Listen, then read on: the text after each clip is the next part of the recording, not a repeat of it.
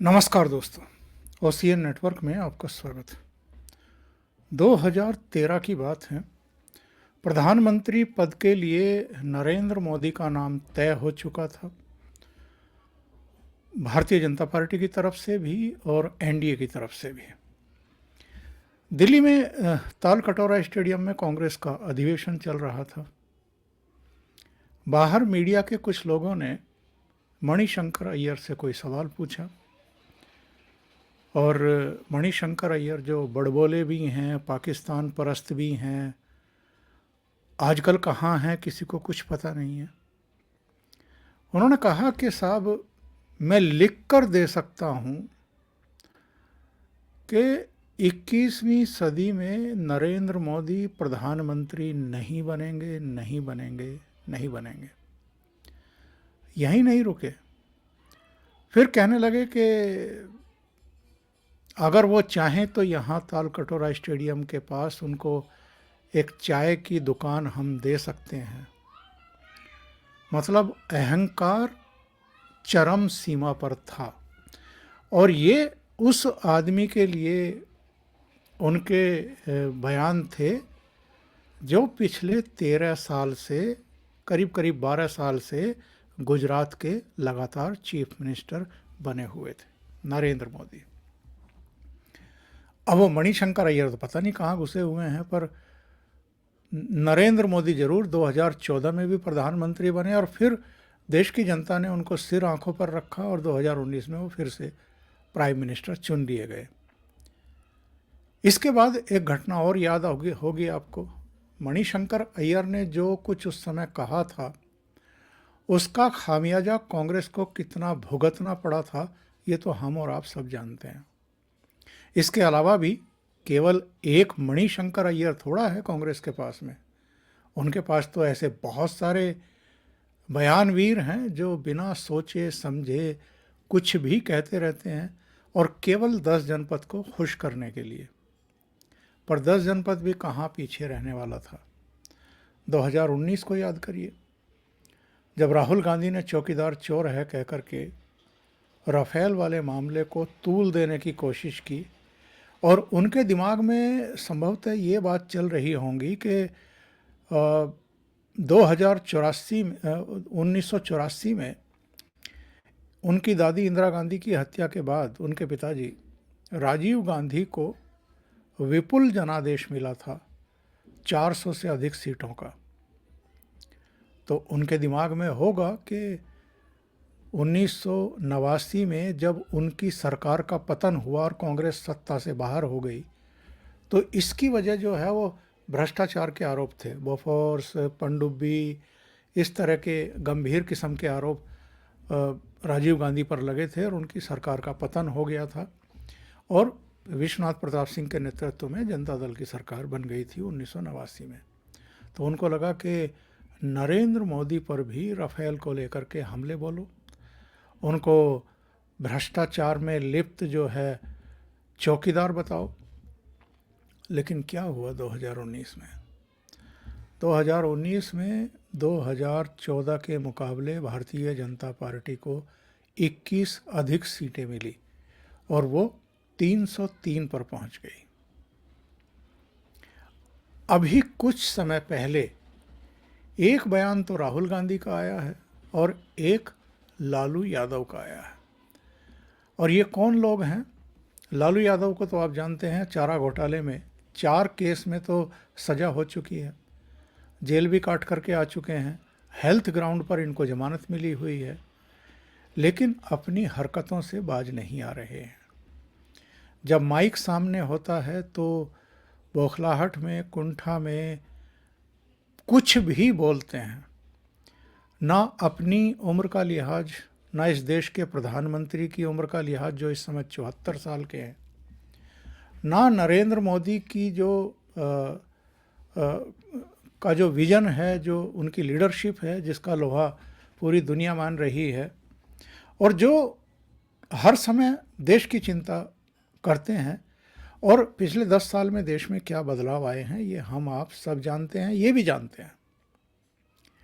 लेकिन एक बयान दे डाला इन्होंने कि मोदी जो है वो आजकल परिवारवाद की बात कर रहे हैं, परिवार वालों पर हमला कर रहे हैं, और इनको क्या पता कि परिवार क्या होता है, संतान तक पर पहुंच गए।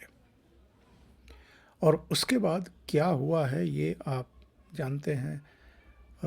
करीब करीब 15-20 दिन से भारतीय जनता पार्टी के लगभग सभी सीनियर नेताओं ने अपने ट्विटर हैंडल पर मोदी का परिवार लिखना शुरू कर दिया और वो एक अभियान बन गया। जैसे मणिशंकर अय्यर ने कहा था कि हम तालकटोरा स्टेडियम के बाहर चाय की दुकान खुलवा देते हैं नरेंद्र मोदी के लिए, प्रधानमंत्री तो वो बन नहीं सकते। और उसके बाद जो चाय पर चर्चा शुरू हुई थी पूरे देश में, उसने एक बड़ा काम कर दिया था जन जागरण का भी। और जो गरीबों को गालियां देने के आदी हैं, जो इलीट वर्ग से आते हैं, उस संस्कृति का प्रतिनिधित्व करते हैं, जो गरीबों को हिकारत की दृष्टि से देखते रहे हैं, उनको नरेंद्र मोदी ने किस तरह जोड़ा चाय पर चर्चा अभियान के तहत, वो अपने आप में अब एक शोध का विषय है। और उसने कितना बड़ा अंतर कर दिया 2014 में कि 1984 के बाद से किसी भी पॉलिटिकल पार्टी को बहुमत नहीं मिल रहा था, लेकिन 2014 में भारतीय जनता पार्टी को स्पष्ट बहुमत मिला। और घटक दलों को जोड़ करके तो ये संख्या 333 तक चली गई थी। अभी राहुल गांधी ने एक और बयान दिया शक्ति का, कि हम शक्ति से लड़ रहे हैं। और ये क्या बयान था, और उसके बाद प्रधानमंत्री नरेंद्र मोदी ने इनको क्या जवाब दिया, हम दोनों ही चीज़ ज़रा एक बार सुन लेते हैं, तो इससे आपको भी अंदाज़ा हो जाएगा। वैसे आप में से बहुत सारे लोगों ने दोनों के बयान सुने होंगे, फिर भी मैं ऐसे लोगों के लिए प्ले कर रहा हूं जिन्होंने नहीं सुना था। शक्ति शब्द होता है, हम शक्ति से लड़ रहे हैं, एक शक्ति से लड़ रहे हैं। राजा की आत्मा ईवीएम में है, हिंदुस्तान की हर संस्था में है, ईडी में है, सीबीआई में है, इनकम टैक्स डिपार्टमेंट में है। इंडी अलायंस ने अपनी घोषणा पत्र जाहिर किया और उन्होंने कहा है कि उनकी लड़ाई शक्ति के खिलाफ है। मेरे लिए हर मां शक्ति का रूप है, हर बेटी शक्ति का रूप है। और मेरी इन माताओं बहनों की तरफ से, माताओं बहनों, आपको मैं शक्ति के रूप में पूजा करता हूं। मैं भारत मां का पुजारी हूं।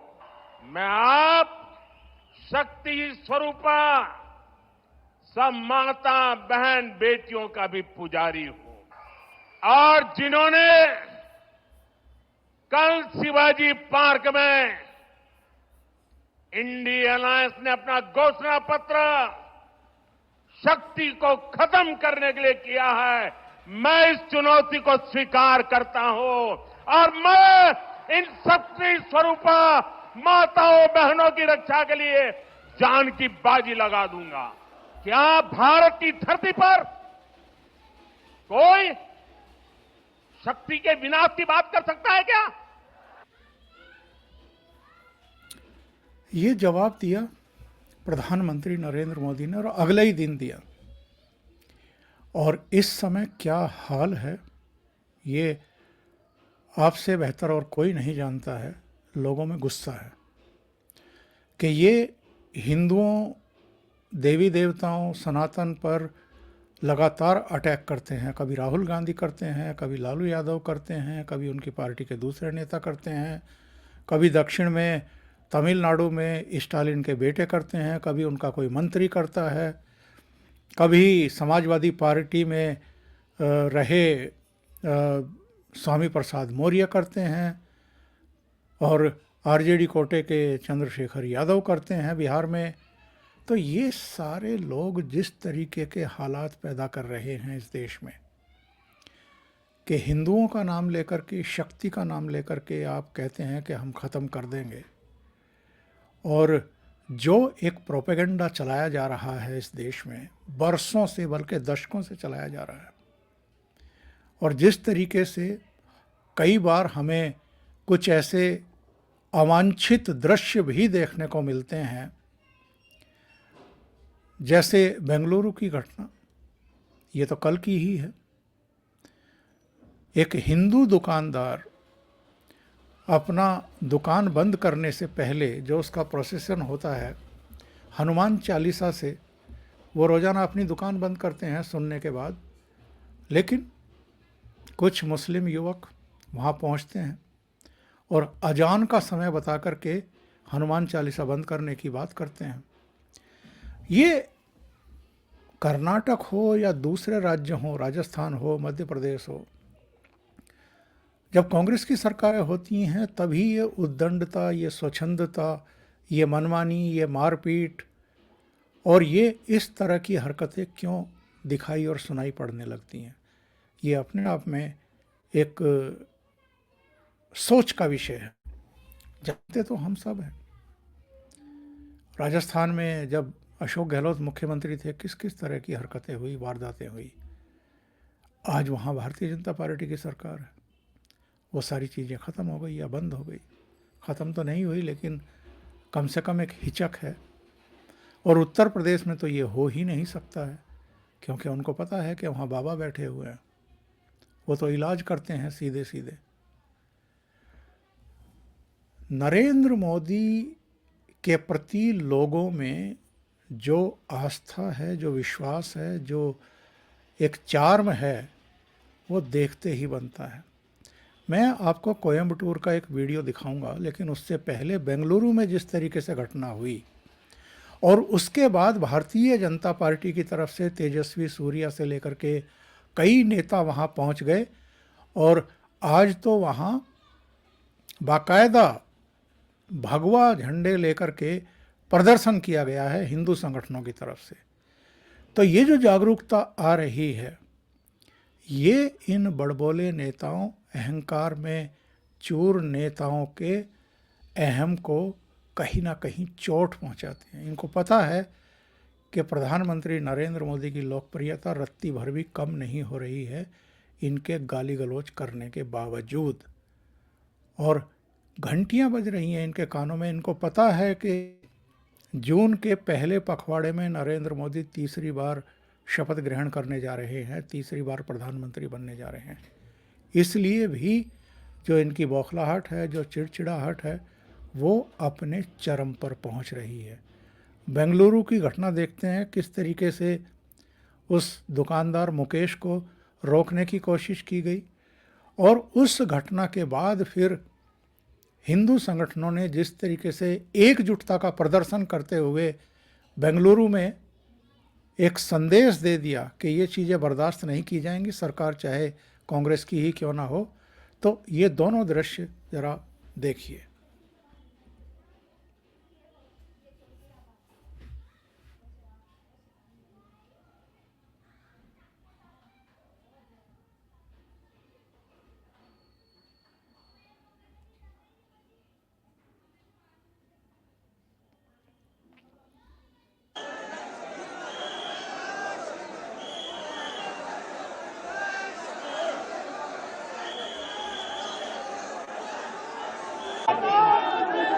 Yesterday evening, Mukesh, who is a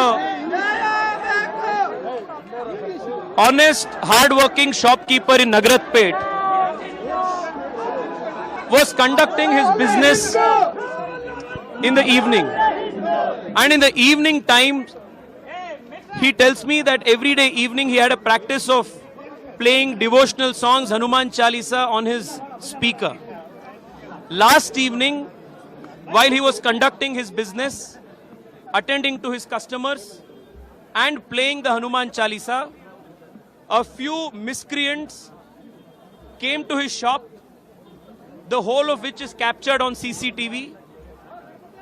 They started an argument with him and demanded him to switch off and stop playing the Hanuman Chalisa.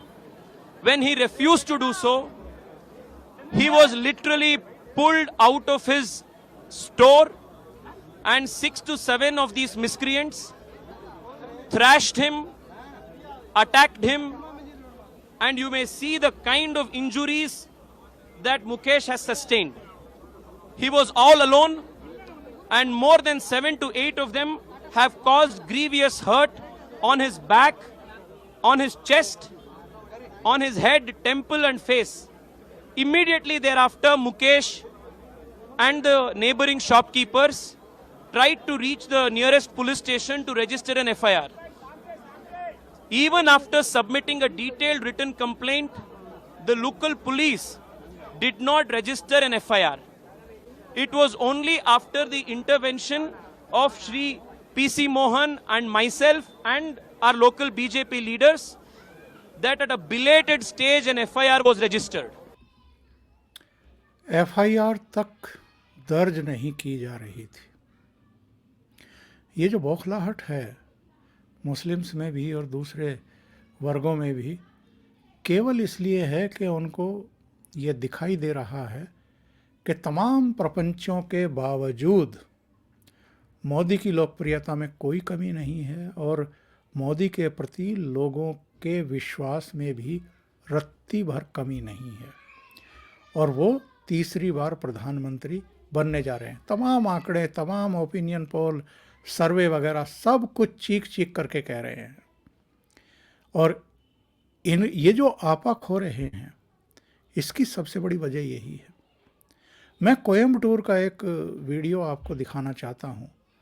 Coimbatore में जब प्रधानमंत्री नरेंद्र मोदी जा रहे थे, रोड शो कर रहे थे, उस समय ज़रा लोगों की प्रतिक्रियाएं देखिएगा, उनके चेहरों के हाव भाव देखिएगा और अंदाज़ा लगाइएगा कि साहब नरेंद्र मोदी की लोकप्रियता का आलम क्या है।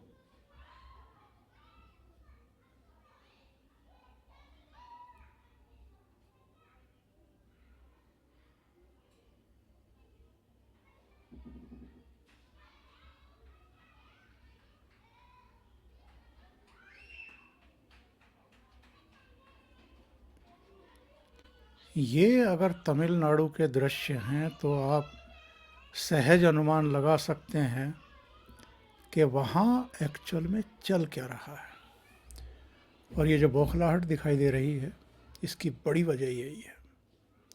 अभी के लिए इतना ही। बहुत बहुत धन्यवाद। अगर आपको ये चैनल और इसके कंटेंट पसंद आ रहे हैं तो लाइक करें, कमेंट करें, वीडियो को शेयर भी करें।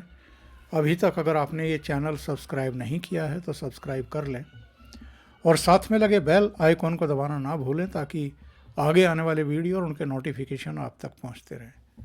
बहुत बहुत धन्यवाद जुड़ने के लिए। नमस्कार।